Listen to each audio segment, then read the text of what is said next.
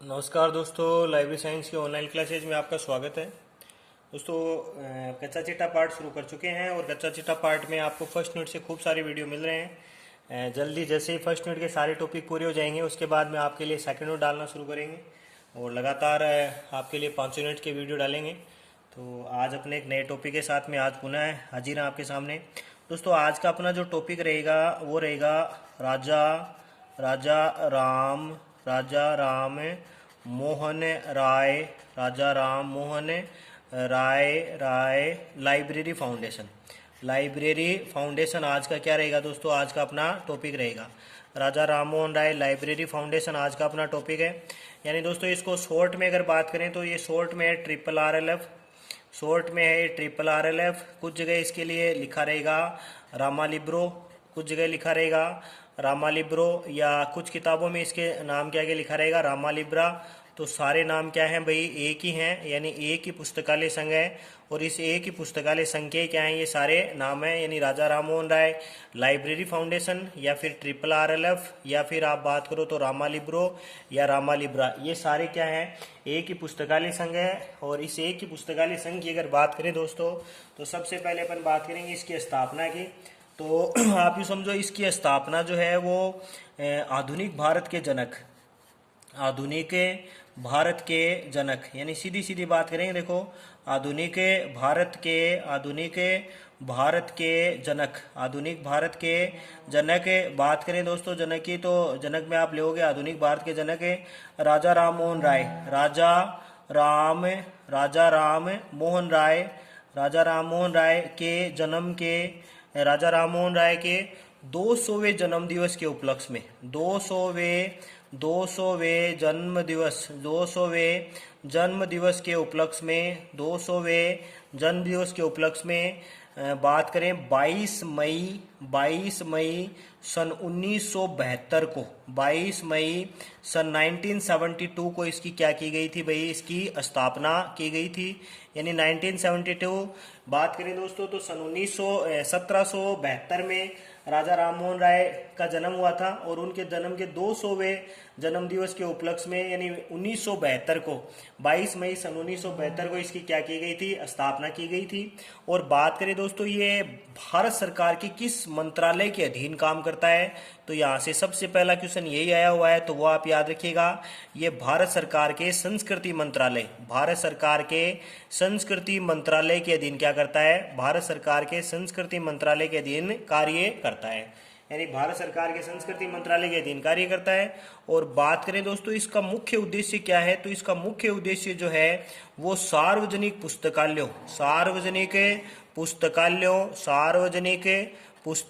की स्थापना करना, सार्वजनिक पुस्तकालयों की स्थापना करना। पहली बात करें तो सार्वजनिक पुस्तकालयों की स्थापना करना, या फिर उनको प्रोत्साहित करना, या फिर उनके विकास में क्या करना भाई?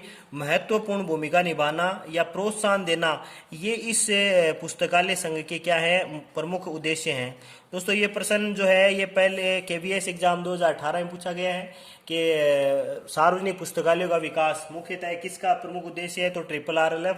या फिर सीधा पूछा जाए कि राजा राम मोहन राय लाइब्रेरी फाउंडेशन का मुख्य उद्देश्य क्या है? तो सार्वजनिक पुस्तकालयों का विकास करना क्या है? राजा राम मोहन राय लाइब्रेरी फाउंडेशन का मुख्य उद्देश्य है। बात करेंगे दोस्तों इसका मुख्यालय, यानी राजा राम मोहन राय लाइब्रेरी फाउंडेशन का मुख्यालय भारत में कहाँ स्थित है?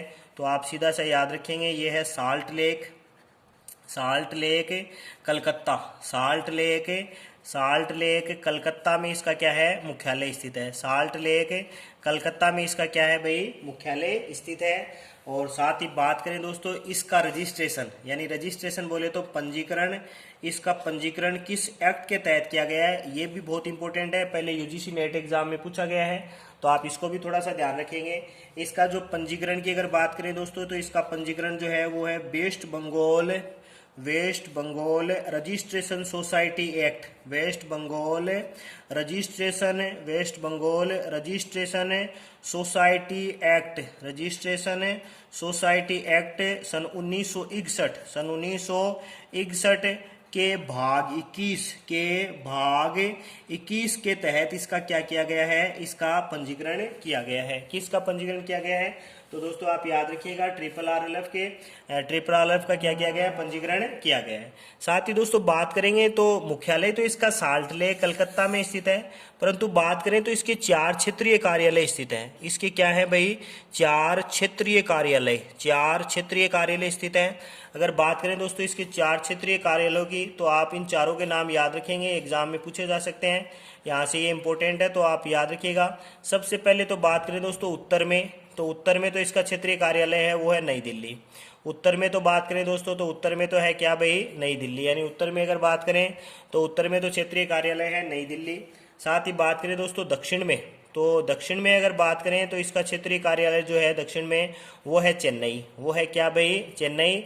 बात करें दोस्तों इसका पूर्व में, तो पूर्व की जगह यहाँ पर नाम लिखा रहेगा पूर्वोत्तर, यहाँ पर नाम लिखा रहेगा पूर्वोत्तर। और पूर्वोत्तर की बात करें तो दोस्तों ये है गुवाहाटी, ये है कहाँ पर भाई, गुवाहाटी में। यानी इसका मुख्यालय कहाँ स्थित है, तो आपको याद रखना है गुवाहाटी में।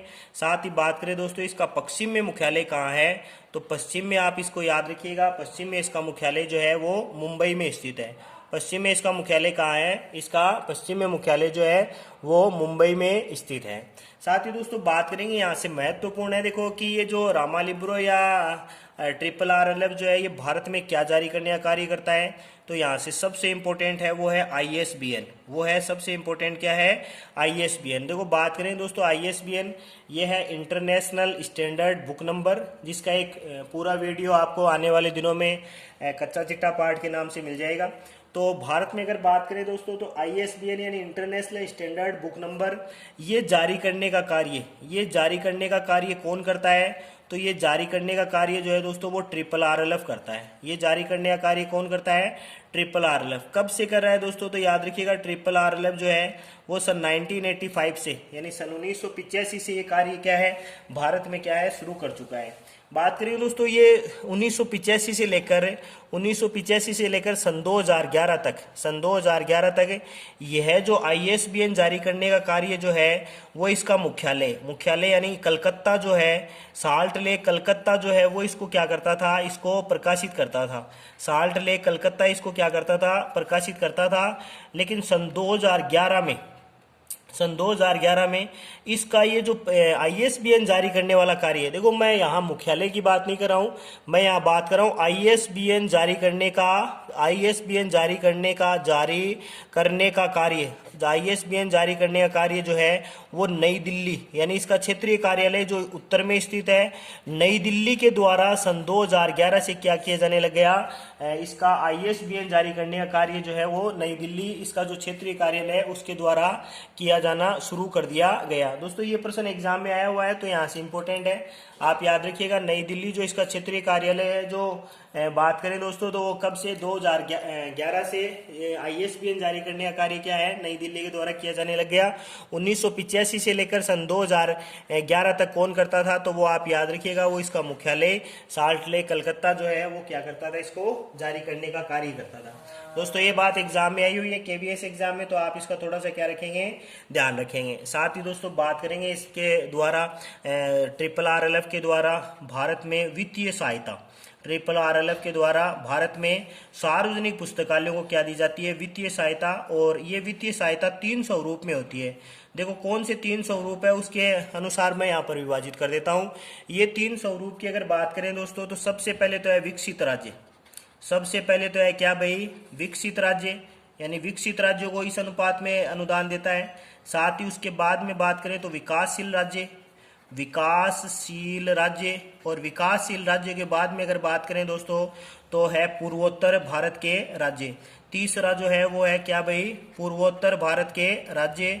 अब देखो इनको किस अनुपात में अनुदान देता है, तो बात करें दोस्तों विकसित राज्यों को तो देता है 50-50, यानी 50% केंद्र सरकार और 50% राज्य सरकार। वहीं बात करें विकासशील की, तो विकासशील में 60 और 40, 60 केंद्र सरकार का और 40 राज्य सरकार का। तो वहीं बात करें दोस्तों पूर्वोत्तर राज्यों की, तो पूर्वोत्तर को आपको याद रखना है 90:10, यानी 90 तो केंद्र सरकार का और 10 वहां की राज्य सरकार का। दोस्तों ये तीनों बात महत्वपूर्ण है, तीनों बात हर बार इन तीनों में से कोई एक जो है वो हर बार UGC नेट के एग्जाम में पूछी जा रही है। तो इम्पोर्टेंट है, आप थोड़ा सा भी ध्यान देंगे तो ये आसानी से क्या हो जाएंगे, याद हो जाएंगे।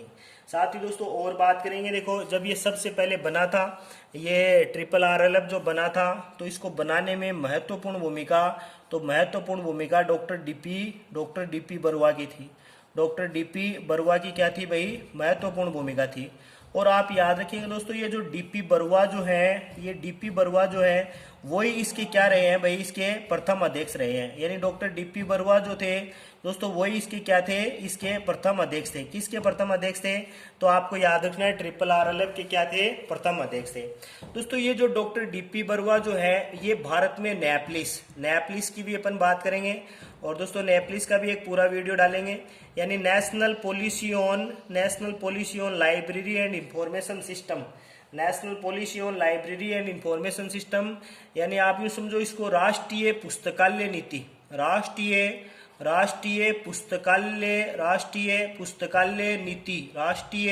पुस्तकालय नीति को गठन करने का कार्य, राष्ट्रीय पुस्तकालय नीति को गठन करने का कार्य कौन करते हैं, तो डॉक्टर डीपी बरुआ ही करते हैं, जो कि ट्रिपल RLF की क्या माने जाते हैं, प्रथम अध्यक्ष माने जाते हैं।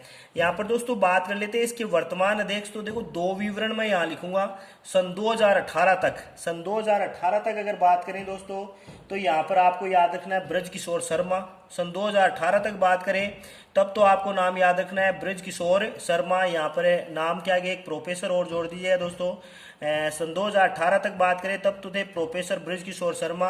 और अगर बात करें दोस्तों वर्तमान में सन 2020 में कौन है, तो यहाँ पर आपको याद रखना है कंचन गुप्ता जो है वो वर्तमान में इस संघ के क्या है भाई, इस संघ के अध्यक्ष हैं। यानी वर्तमान में इस संघ के अध्यक्ष पद पर कौन है भाई, वो कंचन गुप्ता है। यानी सन 2018 तक तो है ब्रजकिशोर शर्मा, और 2020 में अगर बात करें तो वर्तमान में कौन है भाई, कंचन गुप्ता इस संघ के वर्तमान अध्यक्ष हैं। यानी प्रथम अध्यक्ष डॉक्टर डीपी बरुआ, वर्तमान की बात करें तो कंचन गुप्ता। साथ ही दोस्तों यहाँ से एक छोटा सा विवरण और आप याद रखेंगे, इस संघ की एक कार्य समिति बनी होती है, इस संघ की एक कार्य समिति बनी होती है। और बात करें दोस्तों इस कार्य समिति में, तो इस कार्य समिति में कुल 22 सदस्य होते हैं। इस कार्य समिति में कुल 22 सदस्य होते हैं। बात करेंगे दोस्तों इन 22 सदस्यों में, तो आप याद रखिएगा वर्तमान में एक तो इसमें निर्देशक होता है, वर्तमान में एक तो इसमें कौन है भाई, एक तो इसमें निर्देशक होता है। और बात करें दोस्तों निर्देशक के अलावा तो एक इसमें अध्यक्ष होता है। इन 22 सदस्यों में एक निर्देशक, एक अध्यक्ष होता है। साथ ही बात करें दोस्तों तो एक होता है क्षेत्र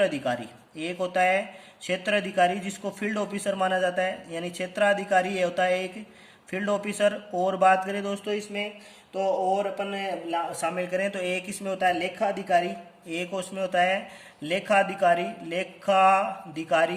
एक इसमें होता है कार्यकारी अधिकारी, लेखा अधिकारी। इसके अलावा एक इसमें होता है कार्यकारी अधिकारी, यानी सबके बात करें तो एक निर्देशक, एक अध्यक्ष, एक क्षेत्र अधिकारी, एक कार्यकारी अधिकारी। और साथ में बात करें तो कुल अन्य कर्मचारी, कुछ क्या होते हैं, अन्य कर्मचारी इस पुस्तकालय संघ में क्या रहते हैं, नियुक्त रहते हैं। यानी इसकी कार्य समिति में शामिल रहते हैं, जिनकी कुल बात करें कुल संख्या, तो वो कुल संख्या क्या होती है, इनमें 22 इनमें क्या होती है, कुल संख्या होती है। और देखो बात करेंगे दोस्तों यहाँ से अपन एक छोटा सा विवरण और जोड़ लेंगे। इसके निर्देशक की बात करें तो वर्तमान में इनके जो निर्देशक जो हैं वो श्री विनय सिंह श्रीवास्तव जो है वो इसकी क्या है, इसके वर्तमान इसके निर्देशक हैं। यानी अध्यक्ष है कंचन गुप्ता, और निर्देशक पद पर बात करें दोस्तों तो ये विनय सिंह क्या है, श्रीवास्तव जो है वो वर्तमान में इसके क्या है, इस संघ के निर्देशक पद पर नियुक्त है। साथ ही दोस्तों यहाँ से अपन बात करेंगे इसके प्रकाशनों की। तो इसके प्रकाशन बड़े इंपॉर्टेंट हैं, जहाँ से हर बार एग्जाम में 1-2 प्रश्न पूछा जा रहा है। जैसे लाइब्रेरियन ग्रेड 2016 राजस्थान में पूछा गया था। लाइब्रेरियन ग्रेड 3 2016 राजस्थान बोर्ड में पूछा गया था कि ग्रंथाना किसका प्रकाशन है। तो आप याद रखिएगा ग्रंथाना जो है वो ट्रिपल RLF का ही क्या है भाई, ट्रिपल RLF का ही प्रकाशन है।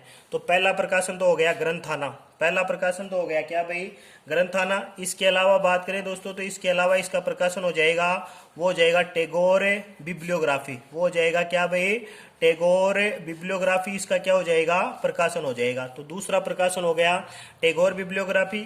बात करें दोस्तों तीसरा प्रकाशन, तो आपको याद रखना है इसका तीसरा प्रकाशन जो है वो है RRLF news letters. RRLF news letters जो है वो इसका क्या है, तीसरा महत्वपूर्ण प्रकाशन है।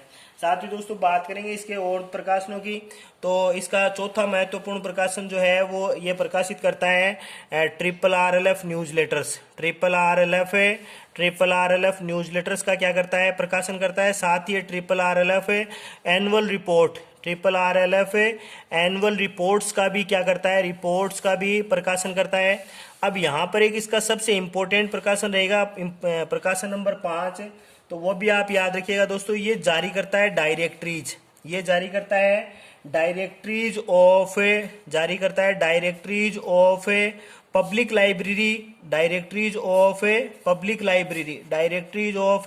Public library in India, public library in India नाम से भी क्या करता है, ये एक प्रकाशन करता है। दोस्तों यहाँ से सीखने वाला विवरण जो है वो एक ही रहेगा कि डायरेक्टरीज की जहां भी बात करें, यानी डायरेक्टरीज बोले तो दोस्तों निर्देशिका की जहां भी बात करें, तो निर्देशिका से आप याद रखिएगा कि निर्देशिका जारी करने का कार्य जो है वो तो करता है कौन भाई, RRLF। निर्देशिका जारी करने का काम तो कौन करता है, RRLF। और बात करें दोस्तों डिक्शनरी जारी करने का काम कौन करता है, तो डिक्शनरी जारी करने का काम जो है वो यूनेस्को करता है। यानी डिक्शनरी और डायरेक्टरी दोनों एक जैसे ही हैं, लेकिन दोनों में फर्क है दोस्तों।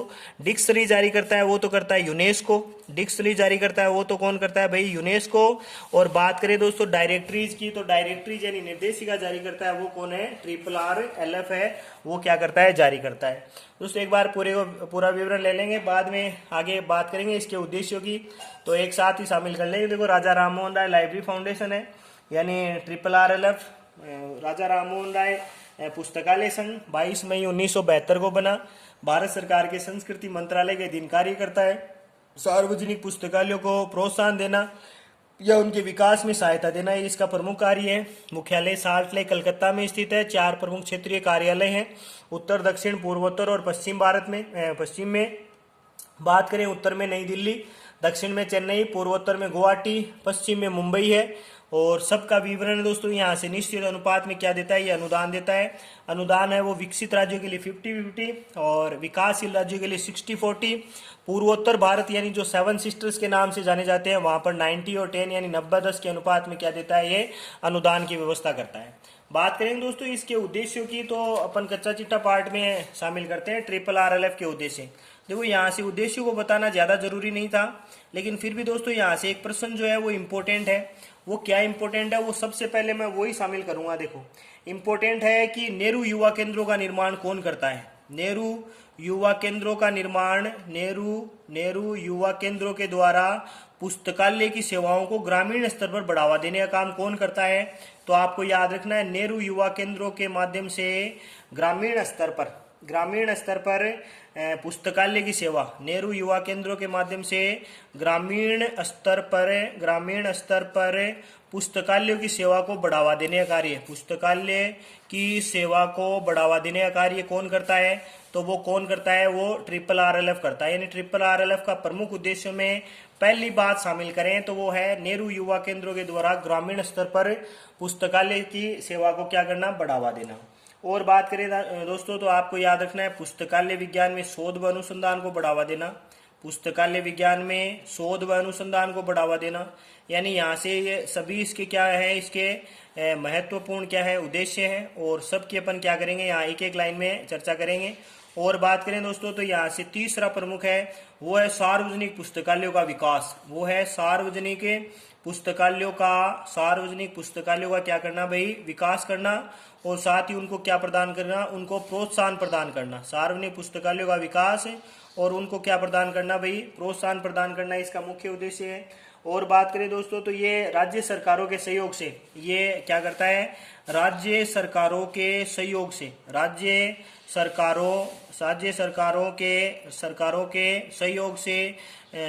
से पुस्तकालयों के विकास की योजना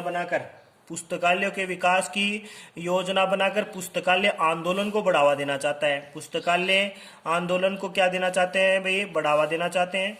और बात करेंगे दोस्तों यहाँ से छोटी छोटी बातें, और बात करें तो पुस्तकालय अधिनियम यानी सार्वजनिक पुस्तकालय अधिनियम जो है, सार्वजनिक पुस्तकालय अधिनियम की को भी लागू करने की बात करता है। यानी सबसे महत्वपूर्ण है ये कि सार्वजनिक पुस्तकालय अधिनियम, सार्वजनिक पुस्तकालय अधिनियम को भी राज्यों के द्वारा लागू करने की क्या करता है, राज्यों के द्वारा लागू करने की क्या करता है, ये वकालत करता है। और छोटी छोटी बात करें दोस्तों तो ये राष्ट्रीय पुस्तकालय बात करें दोस्तों तो राज्य पुस्तकालय यानी राष्ट्रीय पुस्तकालय, साथ ही राज्य पुस्तकालय। और बात करें दोस्तों तो जिला पुस्तकालय को जोड़कर यानी तीनों स्तरों को जोड़कर एक राष्ट्रीय पुस्तकालय नेटवर्क का निर्माण करना चाहते हैं। राष्ट्रीय पुस्तकालय नेटवर्क का क्या करना चाहता है भाई, राष्ट्रीय पुस्तकालय नेटवर्क का निर्माण करना चाहते हैं। कौन करना चाहता है, तो ये भी आपको याद रखना है, RRRLF का प्रमुख उद्देश्य है। और बात करें दोस्तों तो यहाँ से एक महत्वपूर्ण बन जाएगा, वो बन जाएगा राष्ट्रीय पुस्तकालय नीति। राष्ट्रीय पुस्तकालय नीति का प्रारूप तैयार करने, राष्ट्रीय पुस्तकालय नीति का प्रारूप तैयार करने का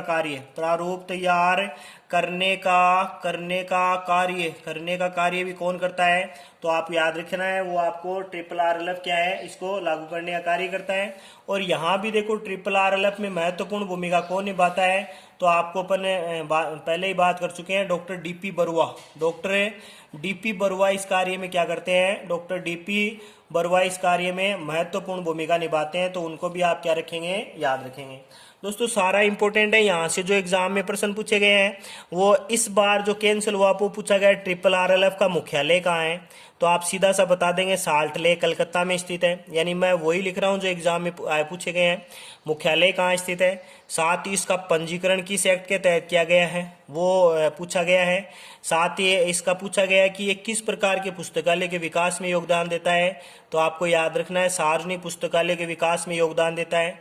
इस बार की 3 UGC नेट एग्जाम ले लो जो पीछे की हैं, उन तीनों में इसका जो वित्तीय अनुदान है जो पूरे भारत में विकासशील के लिए कितना है ना, विकासशील के लिए कितना, और बात करें तो विकसित के लिए कितना, और पूर्वोत्तर भारत के लिए कितना, ये हर बार एग्जाम में पूछा जा रहा है। तो ऐसे प्रश्न हर बार RRRLF से बार बार पूछे जा रहे हैं। छोटा सा टॉपिक है दोस्तों, एक बार देख लेंगे तो आराम से ये याद हो जाएगा। कच्चा चिट्टा पार्ट है, तो कच्चा चिट्टा को पेपर पे ही बना रहे हैं और उम्मीद करता हूँ कि आपको पसंद आ रहा है।